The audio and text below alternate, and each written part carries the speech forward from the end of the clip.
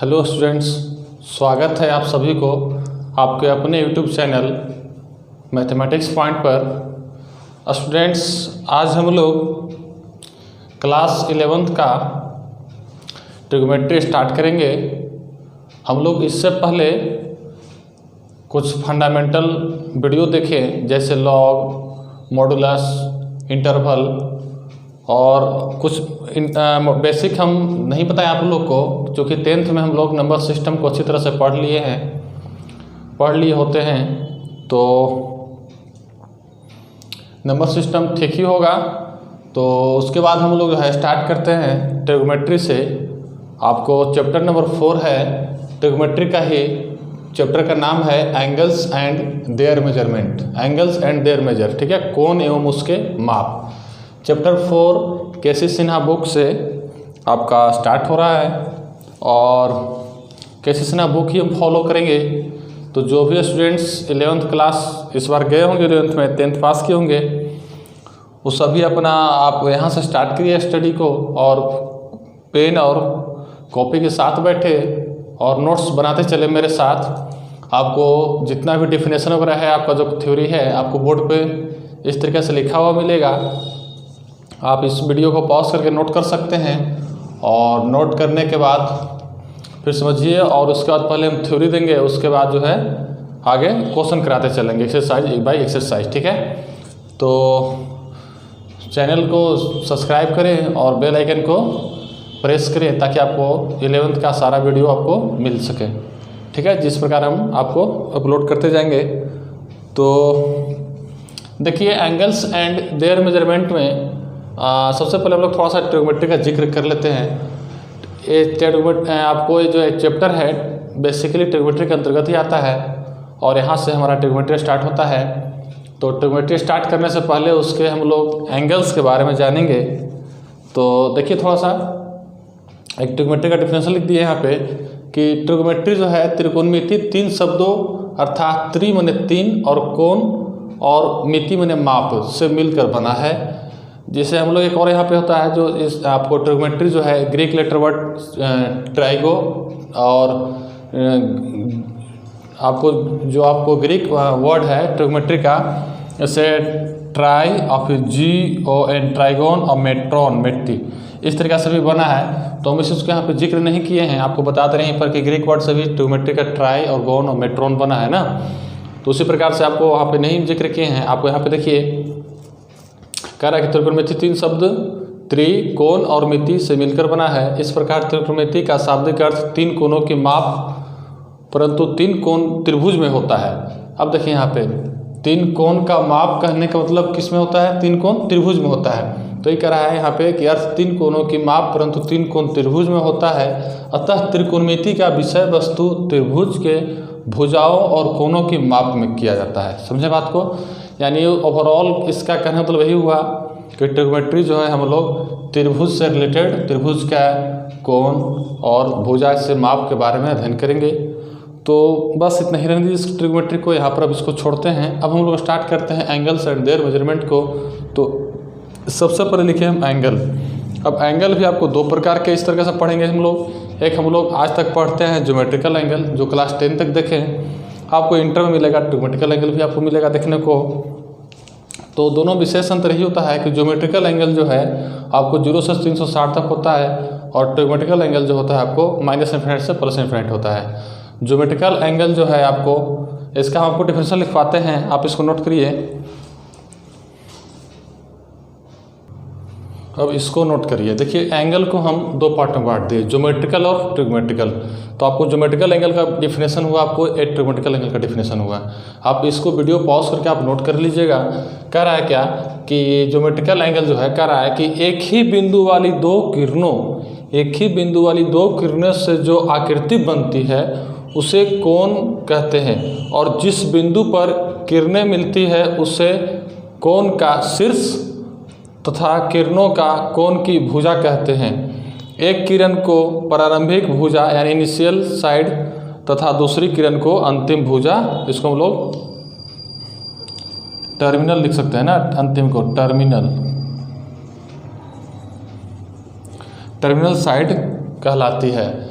तो देखिए हम बताएं यहाँ पे क्या है कि जैसे मान चलिए कि एक बिंदु है आपको, ठीक है, और एक बिंदु से आपको जो दो किरण देखिएगा, एक किरण ए है एक किरण बी है, ठीक है। एक बिंदु से दो किरण निकल रहा है और इनके बीच का जो कोण बन रहा है वही क्या कह रहा है, इन दोनों के बीच जो कोण बनेगा वही क्या कहलाएगा, कोण कहलाएगा।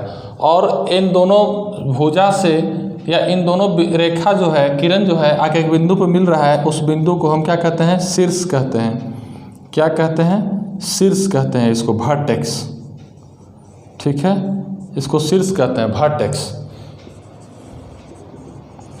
कह रहा है कि यदि किसी दो रेखा एक बिंदु पर आकर मिलती है तो मिलने के बाद जो कोण बनता है वह क्या कहलाएगा, ज्योमेट्रिकल कोण कहलाएगा, ज्योमेट्रिकल एंगल कहलाएगा, उसे कोण कहते हैं। और हम लोग जो इस बिंदु पर आकर मिलती है उस बिंदु को वर्टेक्स कहते हैं। और वर्टेक्स के बाद जो दो आपका किरण होता है इसको क्या कहते हैं, साइड कहते हैं। क्या कहते हैं, साइड कहते हैं। साइड भी दो प्रकार, मान के चलिए कि आप इसको फिक्स कर लिए तो हमारा इनिशियल साइड हो जाएगा,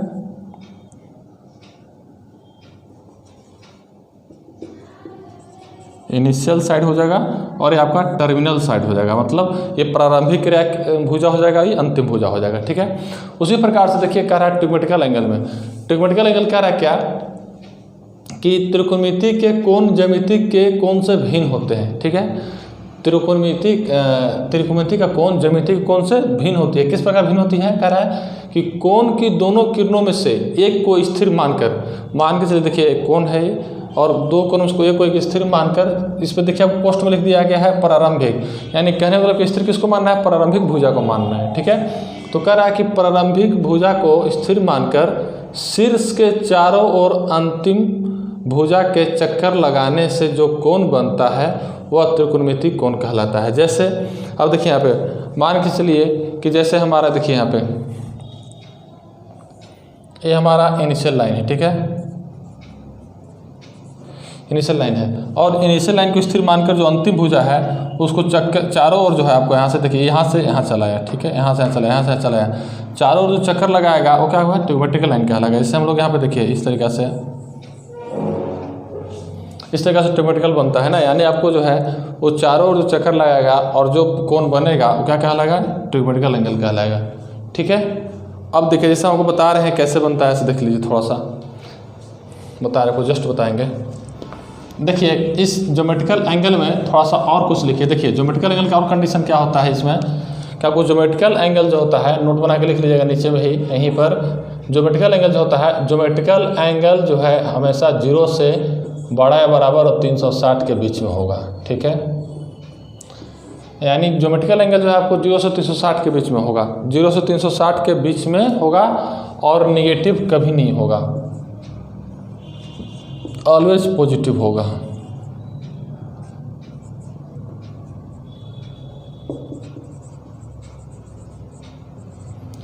ऑलवेज पॉजिटिव होगा, ठीक है। और हमेशा चूंकि इसका ज्योमेट्रिकल एंगल जो होता है हमेशा क्या होता है, एंटी क्लॉकवाइज डायरेक्शन में चलते हैं हम लोग ना, हमेशा इस तरीके से चलते हैं, ठीक। तो आपको जो है ऑलवेज पॉजिटिव होगा।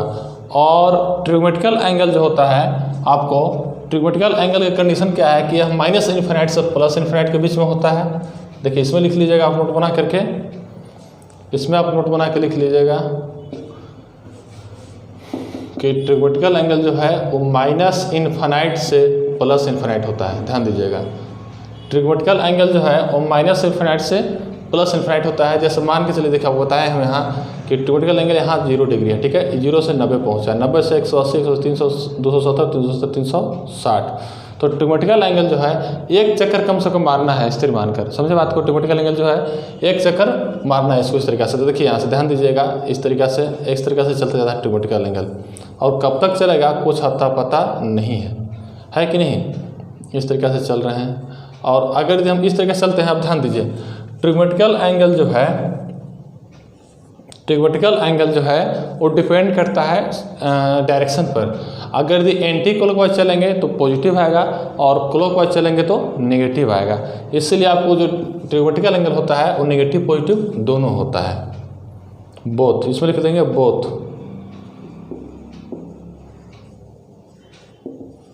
नेगेटिव एंड पॉजिटिव, ठीक है। अब देखिए आपको यहाँ पे है ज्योमेट्रिकल एंगल का कहानी यहीं पर ख़त्म होता है। हम लोग पढ़ेंगे यहाँ से ट्रिग्मेटिकल एंगल।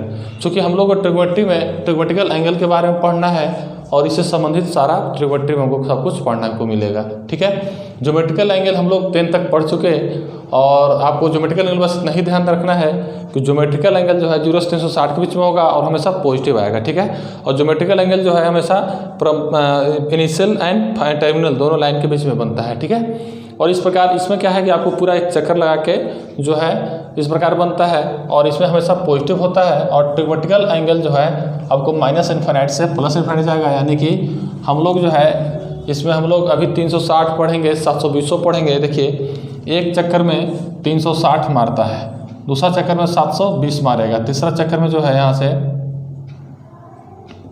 तीसरा चक्कर में फिर कितना, फिर 360 जोड़ दीजिए 1080 हो जाएगा। तो इस प्रकार से ट्रिग्नोमेट्रिकल एंगल माइनस इन्फिनिट से प्लस इन्फिनिट जाएगा। हम लोग ट्रिग्नोमेट्री में हम लोग ऐसा मिलेगा अभी कि tan 720 डिग्री के बाद बताइए कि क्या ये पॉजिटिव होगा कि नेगेटिव होगा। ये सब आता है आपको मिलने के लिए tan 720 डिग्री पॉजिटिव नेगेटिव, लेकिन हम लोग ज्योमेट्रिकल एंगल में ऐसा नहीं मिलेगा हम लोग को। ठीक है, तो हम लोग ज्योमेट्रिकल एंगल को यहीं पर छोड़ते हैं, बस इतना ही तक, और यहाँ से हम लोग पढ़ेंगे अब ट्रिग्नोमेट्रिकल एंगल। ठीक है, तो ट्रिग्नोमेट्रिकल एंगल तो यहाँ तक हम लोग देख लिए। तो ट्रिग्नोमेट्रिकल एंगल देखने के बाद हम लोग देखते हैं साइन ऑफ ट्रिग्नोमेट्रिकल एंगल। ठीक है, अब हेडिंग देते हैं हम लोग साइन ऑफ TA। ठीक है, ट्रिग्नोमेट्रिकल एंगल साइन देखते हैं। ठीक है, अगर यदि हम इस प्रकार से ध्यान दीजिएगा, अगर यदि एंटी क्लॉकवाइज चलेंगे हम ट्रिग्नोमेट्रिकल में ना, इस तरीक़ा से एंटी क्लॉकवाइज, तो आपको क्या होगा, ये पॉजिटिव मिलेगा। क्या मिलेगा, पॉजिटिव मिलेगा। लेकिन अगर यदि क्लॉकवाइज चलिएगा ना, अगर यदि हम क्लॉकवाइज चलेंगे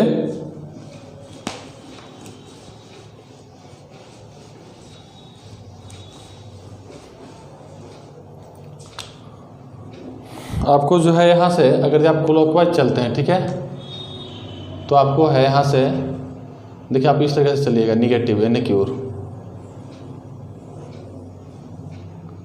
इस तरीक़ा से। ठीक है, अगर यदि आप क्लॉकवाइज चलते हैं तो आपको नेगेटिव मिलेगा। क्या मिलेगा, नेगेटिव मिलेगा। जैसे कहने का मतलब हमको क्या है कि अगर यदि आप देखिए एक एंगल बनाए, हम देखिए थोड़ा समझिएगा बात को। जैसे हम इस तरीक़े से देखिएगा, ये एक्स एक्सिस है, इसके बीच हम चले, हम मान चलिए कि आपको इस तरीके से चले एंटी क्लॉकवाइज। ठीक है, तो इसके बीच का 30 डिग्री मिला, आपको क्या मिलेगा, पॉजिटिव 30 मिला। ठीक, लेकिन यही अगर यदि हम यहाँ पे OAB और इसी को देखिए, यही आपको इनिशियल लाइन है, लेकिन हम जो है इसी को यहाँ से फिक्स मत इस तरीके से घुमा देंगे। देखिए इस तरीके से चलती है, यहाँ चला है आपको इस तरीके से ए क्लॉकवाइज में, तो क्या हो जाएगा, -30 हो जाएगा। क्या हो जाएगा, -30। ठीक है, ये आपको पॉजिटिव हो गया और ये आपको नेगेटिव हो गया। सोच रहे बात को, साइन करने का मतलब अगर यदि हम क्लॉकवाइज चलेंगे तो हमको पॉजिटिव मिलेगा और एंटी क्लॉकवाइज चलेंगे तो नेगेटिव मिलेगा। ये आपको डायरेक्शन के ऊपर डिपेंड करेगा कि हम किस प्रकार चल रहे हैं। ठीक है, ये आपको इस प्रकार से साइन होता है। आपको साइन देखने का तरीका इस प्रकार से हम कह सकते हैं इससे कि अगर यदि इधर चलेंगे तो +θ और इधर चलेंगे तो -θ। ये भी बना सकते हैं फिगर आप +θ -θ के लिए। और आपको जो है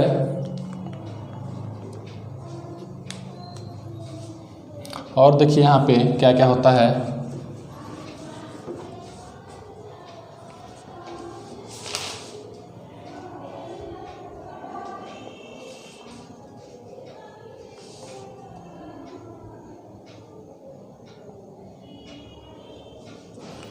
अगर यदि हम आपको इस तरीके से चलेंगे तो हमारा जो है मिलेगा क्या, 360 + θ। ठीक है, और यही अगर यदि हम इधर निगेटिव की ओर चलेंगे तो क्या हो जाएगा, -360 + θ। ध्यान दीजिएगा इस तरीके को। ठीक है, क्या हो जाएगा हमारा, अगर यदि हम इस चीज़ को, अगर यदि हम लोग यहाँ पे ये एक्स एक्सिस है, ठीक है, अगर ये 360 होता है पूरा, तो हम जब आगे बढ़ेंगे तो 360 + θ, और जब क्लॉकवाइज में चलेंगे तो इसको भी लिखें क्या, -360 + θ। ठीक है, इस प्रकार से हम लोग दर्शाते हैं। अब देखिए यहाँ पे, अब हम लोग क्या करेंगे, यहाँ से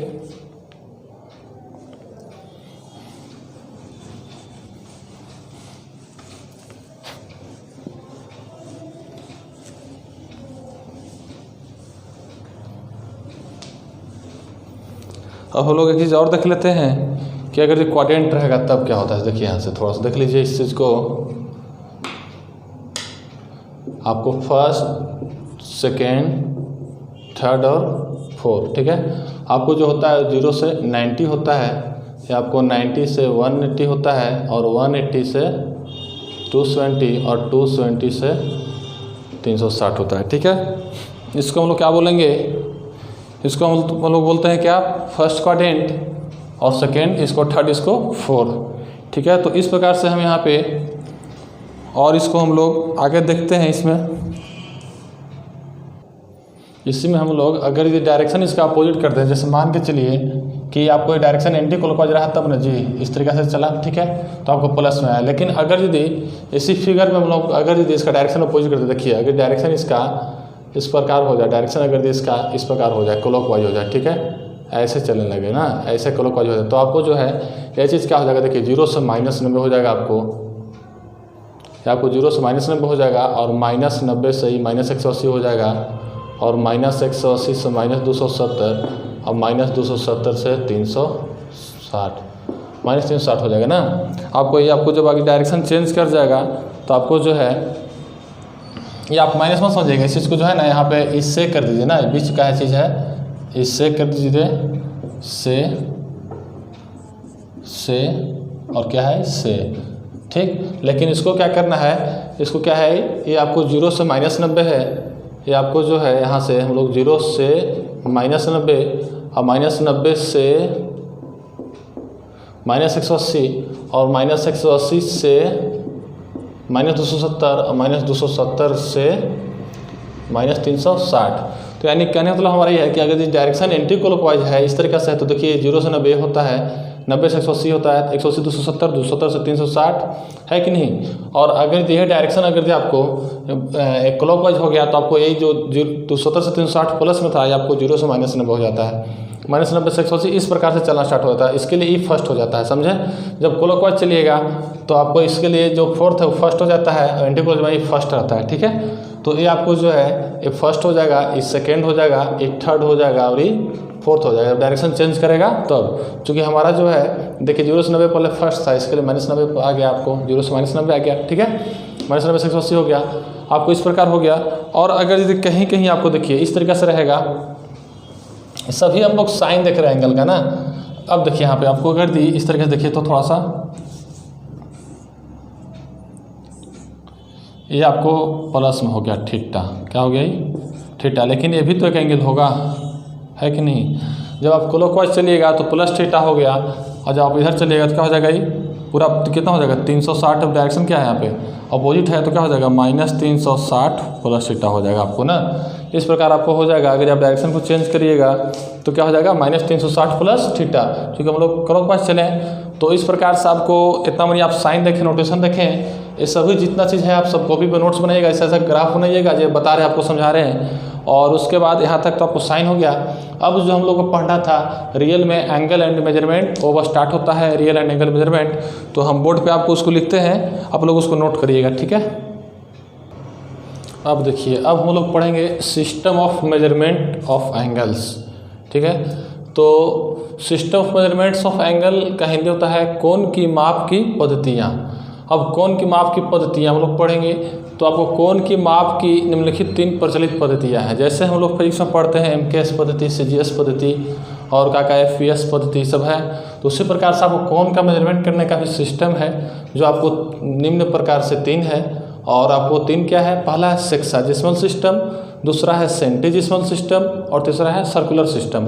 सेक्साजिस्मल सिस्टम का हिंदी होता है षट दशांक पद्धति, और इसका हिंदी होता है शतांश पद्धति, और इसका होता है वृत्तीय पद्धति, ठीक है।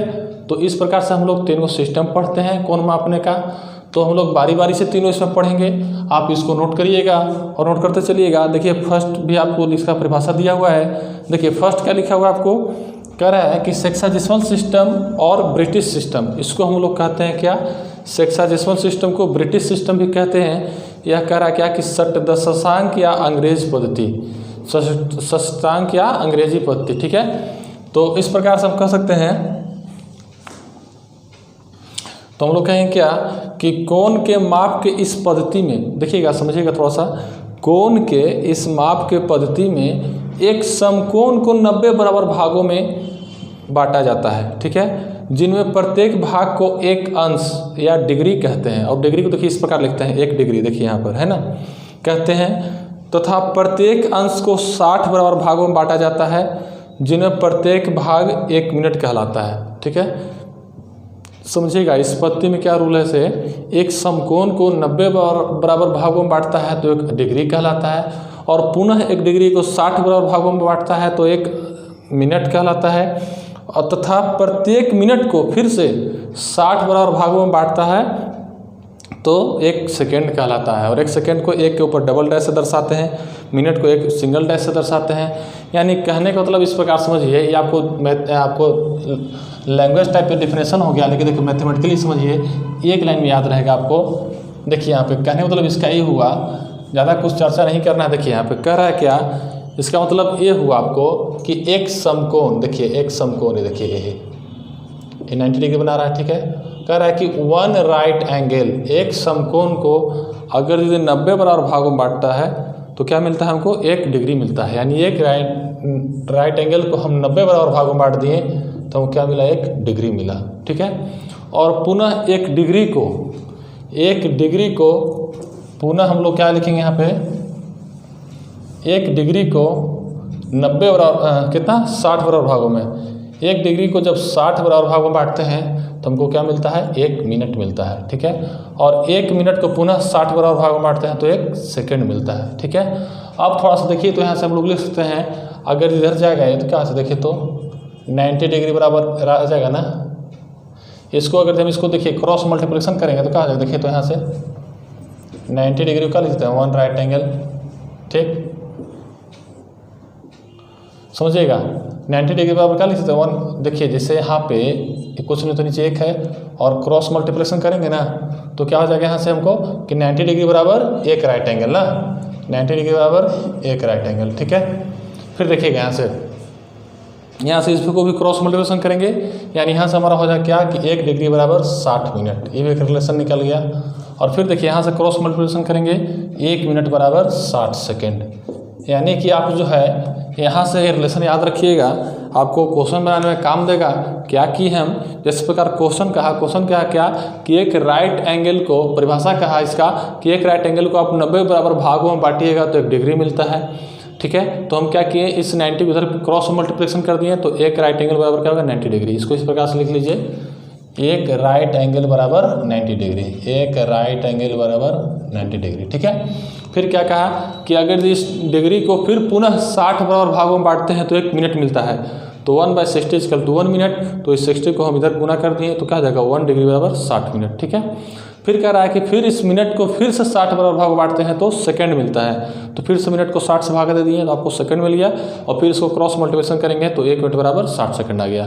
यानी कि आप जो है इस रिलेशन को याद रखिएगा, आपको इस रिलेशन को क्वेश्चन बनाने में काम देगा, चेंज करने में, मिनट से डिग्री, डिग्री से मिनट में जाने के लिए आपको मदद करेगा।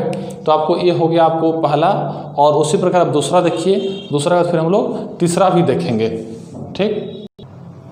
अब देखिए सेकेंड क्या कह रहा है, सेकेंड कह रहा है सेंटिजिस्मल सिस्टम, ठीक है।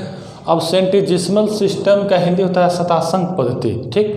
अब शतांश पद्धति का परिभाषा होता है कि कोण की माप की इस पद्धति में एक समकोण को 100 बराबर भागों में बांटा जाता है, जिनमें प्रत्येक भाग को एक ग्रेड, देखिए एक ग्रेड इसे इस प्रकार लिखते हैं, 1 के पावर g है ना, 1 के पावर g, एक ग्रेड कहा जाता है, तथा प्रत्येक ग्रेड को 100 बराबर भागों में बांटा जाता है, जिनमें प्रत्येक भाग को 1 मिनट कहा जाता है, प्रत्येक भाग को 1 मिनट कहा जाता है, और फिर 1 मिनट को पुनः 100 भाग में बांटते हैं तो क्या कहलाता है, 1 सेकेंड कहलाता है, ठीक है। तो देखिए हम लोग जो है आपको फर्स्ट सेक्शनल सिस्टम में पढ़े कि एक 90 डिग्री को, एक समकोण को आपको 90 बराबर भाग में बांटते हैं, फिर 60 भाग में बांटते हैं, तो आपको 90 बराबर भाग में बांटते हैं तो क्या मिलता है हमको, एक समकोण मिलता है, आपको 1 डिग्री मिलता है, और 1 डिग्री को 60 भागते हैं तो 1 मिनट मिलता है, और 1 मिनट को 60 भागते हैं तो 1 सेकंड मिलता है। लेकिन अब यहाँ पे दूसरा चेंज कर गया, दूसरा क्या गया कि एक समकोण को, देखिएगा एक समकोण को 1 राइट एंगल को 100 बराबर भागों में बांटना, उसमें क्या था 90 में, तो मिलता था 1 डिग्री। अब यहाँ पे क्या मिल रहा है, 100 बराबर भागों में बांटते हैं तो 1 ग्रेड मिल रहा है। क्या मिल रहा है, 1 ग्रेड मिल रहा है। ठीक है, तो 1 ग्रेड को इधर जाएगा तो क्या हो जाएगा, देखिए तो 1 राइट एंगल बराबर क्या हो जाएगा, 100 ग्रेडियन मिल गया। ठीक है, फिर कह रहा है कि 1 ग्रेडियन को 100 बराबर भागों में बांट रहे हैं तो 1 मिनट मिल रहा है। क्या मिल रहा है, 1 मिनट मिल रहा है। तो हम कह सकते हैं कि 1 ग्रेडियन बराबर 100 मिनट।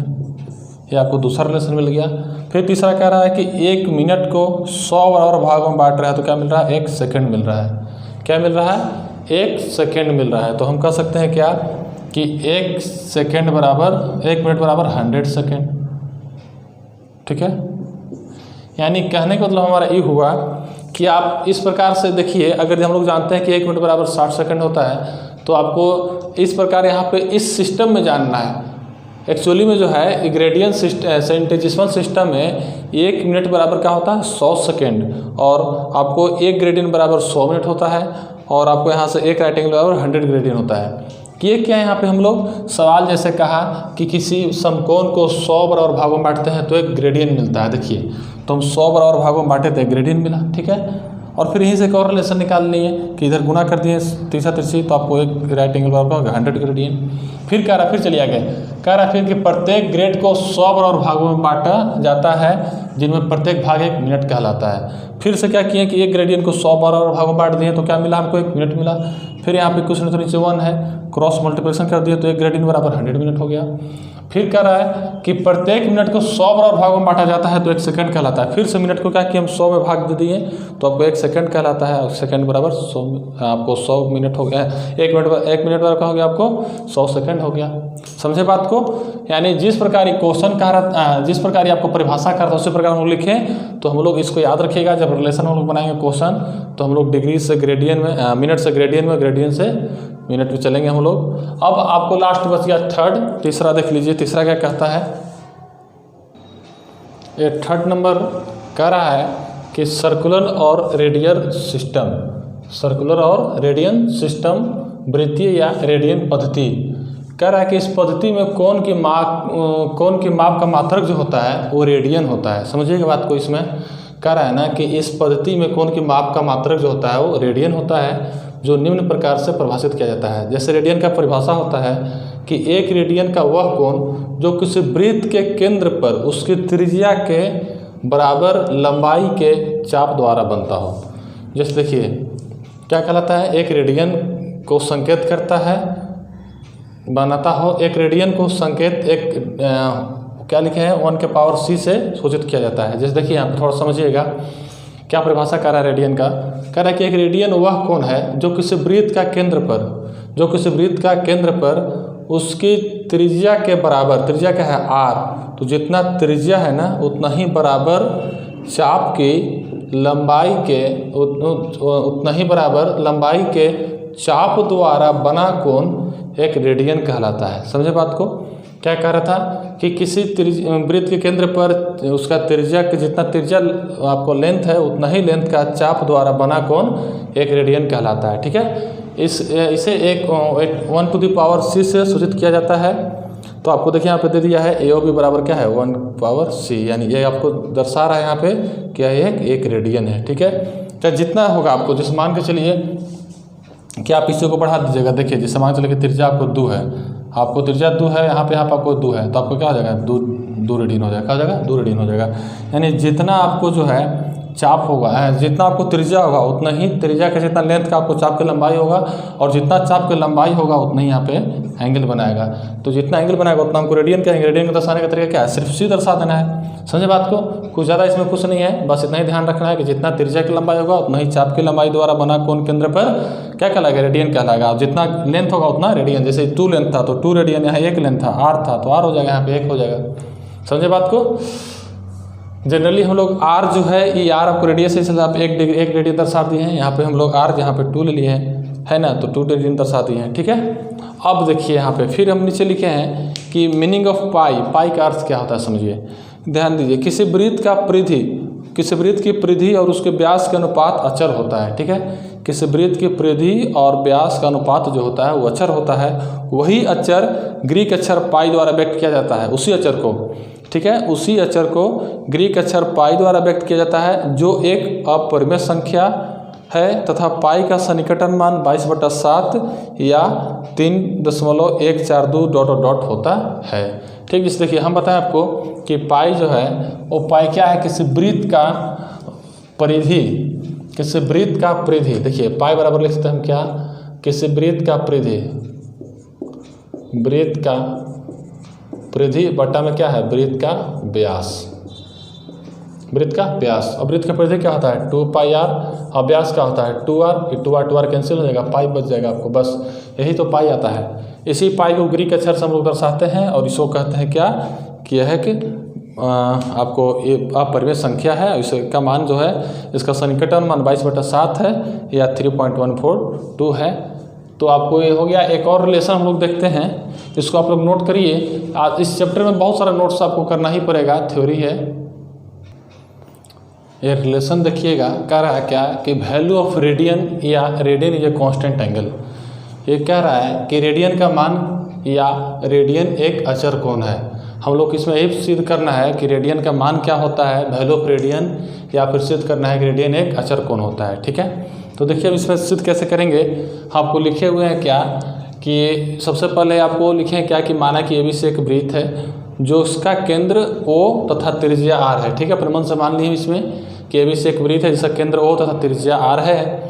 माना कि वृत्त के चाप की लंबाई R के बराबर है। ठीक है, वृत्त के चाप की, देखिए यहाँ पे वृत्त के चाप की लंबाई जो है आपको R के बराबर है, और ABC एक वृत्त मान लिए हैं, O सेंटर है और R इसका रेडियस है। ठीक है, तो फिर कह रहा है क्या कि और OA और OB को मिलाया। देखिए यहाँ पे OA और OB को मिला दिए हैं, जैसे कि OA और OB को मिला दिया गया इस तरीके से। और तथा क्या कर रहा है कि तब रेडियन की परिभाषा से आपको AOB बराबर क्या होगा 1 रेडियन हो गया। ठीक है, आपको बताए थे यहाँ पे जस्ट हम लोग पढ़े पहले कि आपको रेडियन की परिभाषा ही कहता है क्या कि जितना आपको चाप की त्रिज्या होता है, चाप की लंबाई हो, तो क्या बनता है, 1 रेडियन का कोण बनता है। ठीक है, तो आपको इस तरीके से 1 रेडियन का कोण बन गया। ठीक, फिर कह रहा है क्या कि तथा OA को आगे बढ़ाया जो वृत्त C पर मिलता है। देखिएगा OA, देखिए OA ही है ना, OA, इसको हम लोग आगे बढ़ा दिए इस तरफ से, और बढ़ा क्या किए हैं इसमें AO का ना, AO का AO को आगे बढ़ाया और वृत्त C पर मिलता है, तब AOC बराबर क्या हो जाएगा 180 डिग्री हो जाएगा। वृत्त के हम लोग जानते हैं कि इस तरीके से 180 डिग्री यहाँ पे कौन बनेगा पूरा, है कि नहीं। तो एंगल AOC बराबर क्या हो गया 180 को मिल सकते हैं क्या, 2 समकोण। ठीक, फिर क्या किए हम, देखिए हम लोग जानते हैं ज्यामिति की परिभाषा से क्या कि ज्यामिति से हम जानते हैं कि किसी वृत्त के केंद्र पर का कोण उसके चापों के अनुपात उनके संगत कह रहा क्या, केंद्र पर उन कोण की माप यहाँ पे है ना, कोण की माप का अनुपात उनके संगत चापों की लंबाई के अनुपात के बराबर होता है। जैसे वृत्त के केंद्र पर आपको जो है वो कोण का माप देखिए, जैसे एक एंगल आपको देखिए AOB और एंगल AOC, तो कोणों का अनुपात जो होगा उसके चाप की लंबाई के अनुपात के बराबर होता है। तो इसका चाप देखिए कितना है, R है, तो हम लोग यहाँ से बैठा सकते हैं। देखिए थोड़ा सा यहाँ से हम लोग क्या कर सकते हैं, देखिए आप लोग नोट करते रहिएगा। आपको डेफिनेशन है इसमें, बार बार बोल रहे हैं आप लोग को, आप इसमें बहुत सारा डेफिनेशन है अभी, और एक दो रिलेशन और बाकी है अभी इसमें, तो आप ये सब नोट्स बनाइएगा। आपको थ्योरी है, थ्योरी में आपको टाइम लगेगा ही। तो AOB बराबर क्या है, चाप की लंबाई देखिएगा, तो हम कह सकते हैं क्या कि एंगल AOB बटा एंगल AOC। देखिएगा चाप AB की लंबाई, कितना है R, तो भैया कितना R, और आपको जो है क्या हो जाए, देखिए तो यहाँ से चाप AB की लंबाई कितना हो जाएगा R, और चाप ABC, देखिए चाप ABC पूरा यहाँ से है, देखिए ABC ये आपका क्या है, देखिए तो वृत्त का पूरा परिधि, तो ये हाफ परिधि हो जाएगा। देखिए तो इसको हम लिख सकते हैं, देखिए तो 2πr/2 पूरा वृत्त का परिधि यहाँ से यहाँ तक हो जाएगा, पूरा सरकमफ्रेंस। तो आपको यहाँ से यहाँ तक चलना है तो क्या करेंगे हम 2πr/2 कर देंगे। ठीक है, तो आपको यही हो जाएगा यहाँ से, देखिए तो क्या हो जाएगा, और आपको जो है यहाँ से क्या हो जाएगा, यहाँ से 1 रेडियन, और क्या हो जाएगा ऊपर में 2r/2πr, कैंसिल कितना बच जाएगा, देखिए तो 1 रेडियन पर क्या हो जाएगा, यहाँ पे 1/π बचेगा। तो आपको जो है यहाँ से हम क्या कर सकते हैं, यहाँ से आपको देखिए 1, यहाँ से हम लिखेंगे क्या, देखिए तो AOB कितना है, देखिए तो AOB कितना 1 रेडियन कितना है 180 डिग्री बन रहा है ना। यहाँ पे हम लोग बैठाएंगे, यहाँ पे क्या बैठाएंगे 1 रेडियन और 180, ठीक है। तो यहाँ से हो जाएगा 1 रेडियन बटा 180। तो हम यहाँ से कह सकते हैं कि 1 रेडियन बराबर, देखिए तो यहाँ से क्रॉस मल्टीप्लिकेशन करिएगा तो 1 रेडियन बराबर क्या हो जाएगा, इधर चलाएगा तो क्या हो जाएगा आपको हो जाएगा 180 बटा पाई, ठीक है। 1 रेडियन बराबर होता है 180 बटा पाई, ठीक है। 180 डिग्री में रहेगा आपको, चूँकि 180 डिग्री है आपको ना, ठीक है। तो यही आपको हमको निकालना था आपको कि 1 रेडियन इक्वल टू क्या होता है 180 बटा पाई। और आप देखिए यहाँ पे लिखेंगे यहाँ पे कि यहाँ 180 जो है ये क्या है, एक अचर है, ठीक है, तथा पाई भी एक अचर है कि नहीं, पाई भी एक अचर है। तो ओवरऑल जो है 1 रेडियन क्या हो गया, पूरा ये भी अचर कांस्टेंट, तो क्या हो गया, हम कहेंगे कि 1 रेडियन जो होता है क्या होता है, अचर होता है। इस प्रकार हमारा प्रूफ हो गया कि 1 रेडियन अचर होता है और 1 रेडियन का मान जो है 180 डिग्री बटा पाई होता है। तो आप याद रखिएगा, इस तरीक़ा से हम लोग निकालते हैं। और 2 रिलेशन और बचा है, इसको नोट करिए और 2 रिलेशन और देखिए। अब देखिए ये भी रिलेशन हमारा बहुत काम का है। कह रहा है कि relation between arc radius and angle subtended at the centre of circle. कह रहा है कि किसी वृत्त के चाप, त्रिज्या तथा केंद्र पर बने कोण के बीच का संबंध ज्ञात करिए, ठीक है। ये सवाल कहेगा या फिर संबंध पूछेगा तो हम लोग जो है जनरली इसका क्या मतलब, कहने का मतलब ये हुआ कि साबित कर रहा है, कह रहा है कि साबित करें कि थीटा बराबर L/R होता है, जहाँ थीटा एंगल है, L लंबाई, आपको थीटा भी एंगल है, L क्या है, लंबाई है, लंबाई के चाप द्वारा रेडियन माप, R त्रिज्या वाले किसी वृत्त के केंद्र पर बना कोण है, ठीक है। यही कह रहा है कि जहाँ पर थीटा कोण है, थीटा क्या है, कोण है, और L आपको लंबाई के चाप द्वारा रेडियन माप, R त्रिज्या वाले किसी वृत्त के केंद्र पर बना कोण है, थीटा ना। थीटा जो है वो L लंबाई के चाप द्वारा रेडियन माप, R त्रिज्या वाले किसी वृत्त पर बना, किसी वृत्त के केंद्र पर बना कोण है, यही हमको साबित करना है, ठीक। यानी थीटा बराबर L/R हमको साबित करना है, ठीक है। तो देखिए हम प्रमाण लिखे हैं, प्रमाण में किए क्या है कि एक फिगर बनाए हैं आपको सर्कल का, और इस प्रकार से यहाँ पे OAB यहाँ 1 रेडियन लिए हैं, इसके बीच का डिस्टेंस आपको R लिए हैं, जो कि R है, यहाँ पे रेडियस तो R हो गया। और एक A देखिए आपको जो है AOC, इसके बीच का कोण थीटा लिए हैं, और इसका चाप की लंबाई पूरा यहाँ से यहाँ तक A से लेकर सीधा L ले लिए हैं, ठीक है। तो हम क्या किए यहाँ पे कि माना कि O वृत्त का केंद्र है तथा उसकी R त्रिज्या है, तथा R उसकी त्रिज्या है। तो एंगल AOB देखिए, AOB बराबर क्या 1 रेडियन एंड AOC बराबर क्या है थीटा, ठीक है।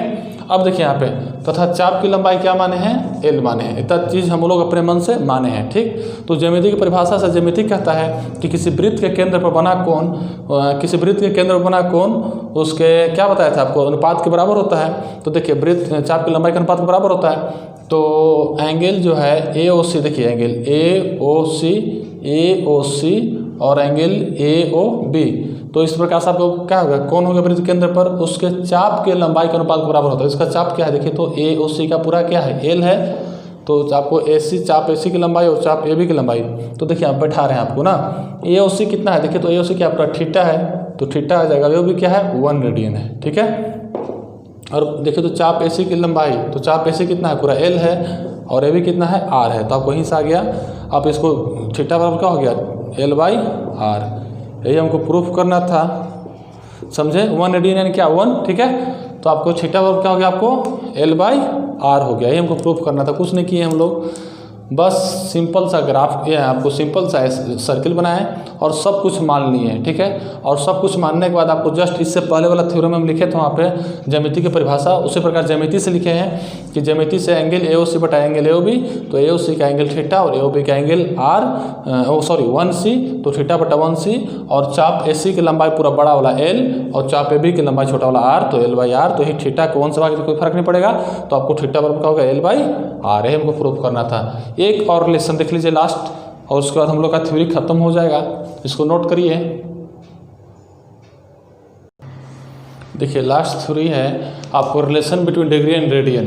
अब आपको इसमें क्वेश्चन पूछेगा कि डिग्री से रेडियन में चेंज करिए तथा रेडियन से डिग्री में चेंज करिए या डिग्री से रेडियन में चेंज करिए, इस प्रकार क्वेश्चन आपसे पूछेगा तो आप इसको करेंगे क्या, लिखेंगे क्या, वी नो दैट। देखिए बता रहे आपको वी नो दैट, हम लोग जानते क्या जानते हैं कि 2 पाई इजकल टू 360 डिग्री। ठीक है, 360 डिग्री होता है ना, ये रेडियन है आपको ना, 2 पाई रेडियन है ना, ठीक ध्यान दीजिएगा ना, 2 पाई रेडियन बराबर 360 डिग्री। ठीक है, तो यहाँ से हमको हो जाएगा पाई रेडियन बराबर क्या हो जाएगा 360/2, क्या आ जाएगा 180 डिग्री। यानी कि आपको जो हो जाएगा पाई रेडियन बराबर कितना 180 डिग्री। तो आप यहाँ से 1 रेडियन बराबर हो जाएगा 180/पाई डिग्री, याद रखिएगा। ठीक, यही आपको जो है यही फार्मूला आपको काम करेगा पूरा क्वेश्चन बनाने में कि 1 रेडियन बराबर क्या होता है 180/पाई डिग्री। हम लोग अभी भी पढ़े थे 180/पाई डिग्री। और आपको देखिए फिर से पुनः चल रहे हैं ना, पुनः क्या चल रहे हैं कि हम तो उल्टा चले। ठीक, फिर कहेंगे क्या कि जब हम लोग 180 डिग्री बराबर का होता है पाई रेडियन, समझिएगा 180 डिग्री बराबर का होता है पाई रेडियन, तो हम लोग चलेंगे क्या यहाँ से 180 डिग्री पाई रेडियन, तो 1 डिग्री बराबर हो जाएगा पाई/180 रेडियन। ये भी एक रिलेशन याद रखिएगा कि 180 डिग्री बराबर पाई रेडियन, तो 1 डिग्री बराबर पाई/180 रेडियन। यानी हमको जब रेडियन से डिग्री में जाना रहेगा तो 180/पाई, और जब डिग्री से रेडियन में जाना रहेगा तो पाई/180। ये रिलेशन याद रखेंगे। और एक रिलेशन और होता है, याद रखिएगा इसमें, और हम लोग जानते ही हैं फिर और क्या कि 1 मिनट बराबर 60 सेकेंड, और ये भी याद रखिएगा। और एक और हम लोग भी देखे थे, इससे पहले 2-3 रिलेशन हम लोग पढ़ चुके हैं। आपको फर्स्ट मेजरमेंट में जो हम लोग डिग्री से चले थे क्या 1 डिग्री बराबर 60 मिनट, इस तरीके से चले थे हम लोग, 1 डिग्री बराबर 60 मिनट हम लोग पढ़े थे। तो ये सब आपको पीछे रिलेशन लिखाए हैं, वो सब याद रखिएगा, आपको काम करेगा क्वेश्चन बनाने में। और एक और है एक रिलेशन, देखिए एक हम लोग का एक और दिया है क्या कि D/, क्या होता है पाई होता है ना, देखिएगा D/180। देखिए एक और रिलेशन होता है, नोट बना के लिख लीजिएगा कि D/180 बराबर होता है C/पाई। ये भी एक रिलेशन इसी से आया है ना, D/180/C/पाई। ठीक है, C/पाई है ना, यानी कहने हमारा क्या हुआ यहाँ पे C/पाई, ऐसे इस तरीके से। ये दोनों क्या है, C/पाई क्या है रेडियन है, D मतलब डिग्री, और 180 भी क्या है डिग्री है कि नहीं। तो इस तरीके से हम एक नोट ये लोग भी लिख लेंगे। और आपको जो है हम लोग कहें क्या 1 डिग्री बराबर 60 मिनट हम लोग लिखवे किए थे, 1 डिग्री बराबर 60 मिनट लिख दीजिएगा ना, 1 डिग्री बराबर 60 मिनट और 1 मिनट बराबर 60 सेकेंड करेंगे। ठीक है, ये सब रिलेशन याद रखिएगा। और बाकी इस चैप्टर में यहाँ तक आपका इतना ही थ्योरी है, बस आपको ये सब चीज़ याद रखना है जितना आपको बताएं। थोड़ा सा आपको इसमें बहुत ज़्यादा लिखना पड़ा होगा, और आपको लिखना ही पड़ेगा क्योंकि थ्योरेटिकल पार्ट था। तो इस वीडियो में आपको यहाँ तक, इसमें आपका पूरा थ्योरी खत्म हो गया लेसन 4 का। अब अगला वीडियो हम आपको लेकर आएंगे नेक्स्ट दिन। आपको जो होगा अगला दिन क्या हम लोग पढ़ेंगे, उसमें हम लोग एक्सरसाइज स्टार्ट करेंगे ना, उसमें हम लोग एक्सरसाइज स्टार्ट करेंगे 4.1 पढ़ेंगे। तो इस वीडियो में बस इतना ही, आप लोग बढ़िया से पढ़िए। ठीक है, धन्यवाद।